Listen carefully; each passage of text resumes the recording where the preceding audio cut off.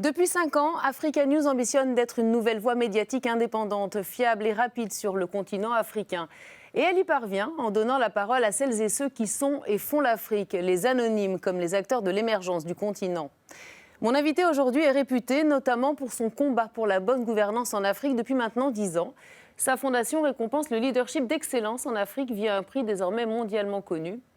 Pour parler du continent africain, de son évolution et de son avenir, le docteur Mo Ibrahim est avec nous sur Africa News. Docteur Ibrahim, bonjour. Hello, how are you? Merci d'être avec nous. Docteur Ibrahim, votre fondation publie tous les 2 ans un baromètre global sur la gouvernance en Afrique. Le dernier rapport en 2020 se voulait plutôt alarmiste. Qu'en est-il aujourd'hui ? Bien sûr, nous avons aujourd'hui le problème de la pandémie qui menace non seulement la santé de nos populations, mais aussi notre situation économique. Et pour la première fois en plus de 25 ans, nous avons commencé à avoir une récession en Afrique, et ce alors que l'Afrique était en croissance continue au cours des 25 dernières années. Bien sûr, ce sont les effets de la Covid-19 qui ne sont pas seulement limités à l'Afrique, mais elle nous a fait très mal, parce que nous n'avons pas l'espace fiscal dont disposent d'autres pays, qui leur a permis d'emprunter massivement pour soutenir leurs citoyens et soutenir leurs entreprises. Il n'y a aucun soutien de ce genre, que ce soit pour nos entreprises ou pour nos citoyens en Afrique. Nous leur demandons de rester à la maison et ils ne peuvent malheureusement pas gagner d'argent, alors qu'en Europe et ailleurs, les gens restent chez eux et reçoivent un salaire. Alors, de manière plus générale, dans quelle mesure le continent africain s'est-il, selon vous, amélioré ou a-t-il régressé au cours des 5 dernières années ? Eh bien, en fait, c'est un tableau mitigé pour l'Afrique. Malheureusement, au cours des dernières années, nous avons constaté une détérioration des droits des citoyens, de la participation et de la démocratie. C'est vraiment regrettable. Et cette tendance s'est renforcée pendant la Covid, car certains dirigeants utilisent aussi les mesures de restriction liées à la crise sanitaire pour faire passer des lois plus répressives. On voit des gens qui interdisent à leurs opposants politiques d'organiser des rassemblements publics, alors qu'ils tiennent eux-mêmes leurs propres meetings politiques. Il y a eu une répression, notamment à cause de la Covid, qui, malheureusement, a été utilisée à mauvais escient dans certains cas. D'un autre côté, il y a quelques points positifs. Nous voyons qu'il y a un développement dans le domaine des infrastructures et du développement humain en général.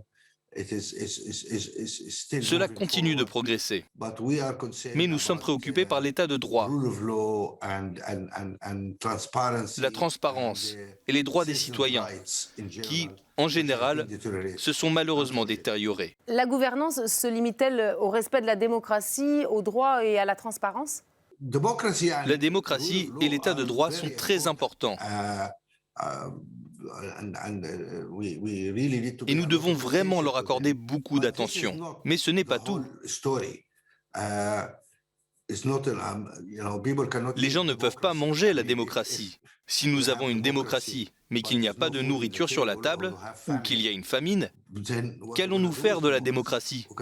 Nous ne pouvons pas la manger.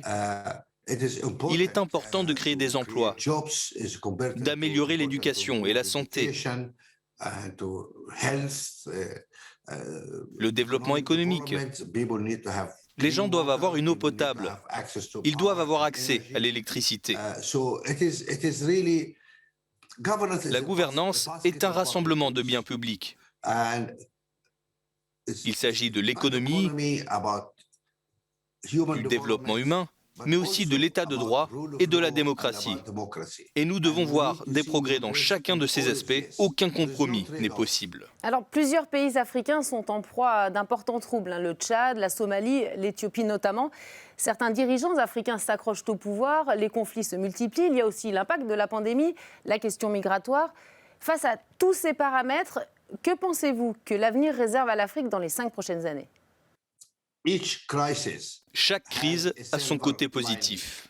Elle nous a permis de nous remettre à zéro. Nous devons nous poser et réfléchir à la manière dont nous allons avancer à partir de maintenant. C'est important de revoir notre mode de développement et de le diriger dans la bonne direction pour avoir une autosuffisance raisonnable sans interrompre les routes commerciales. Avec la pandémie, tout d'un coup, nous avons eu un problème. Nous avons besoin de vraiment reconstruire une économie plus résiliente et aussi, je l'espère, une économie plus verte. Un autre des grands changements concerne nos jeunes.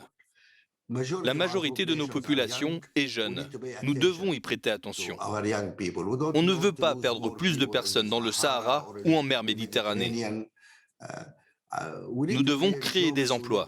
Nous devons améliorer l'éducation et cela devra être une éducation pour l'emploi.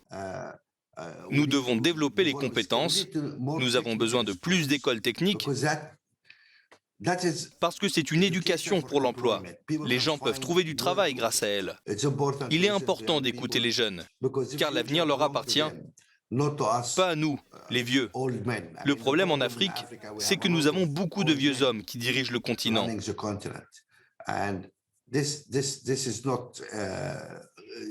ce n'est vraiment pas utile. Nous devons aller de l'avant et construire un gouvernement plus progressiste, plus jeune, plus actif, qui se concentre réellement sur le développement, à la fois de nos ressources humaines et de nos ressources naturelles. Et puis, nous avons besoin de paix. Nous avons besoin de paix en Afrique, parce que les conflits détruisent le développement et nos chances d'aller de l'avant. Docteur Ibrahim, Africa News fête ses 5 ans d'existence. Une chaîne panafricaine permettant d'avoir accès à une information indépendante, fiable et pertinente et qui surtout donne la parole aux Africains. Est-elle indispensable aujourd'hui pour le continent ? Eh bien, tout d'abord, joyeux anniversaire et félicitations. Nous avons besoin de plus en plus de médias indépendants, car c'est très important. À notre époque, où il y a tant de mégaphones, il faut des plateformes vraiment fiables. Nous avons besoin de la vérité, nous avons besoin des faits et nous avons besoin d'espoir. Docteur Ibrahim, merci beaucoup d'avoir été mon invité sur Africa News. À très bientôt. Thank you very much. Best wishes.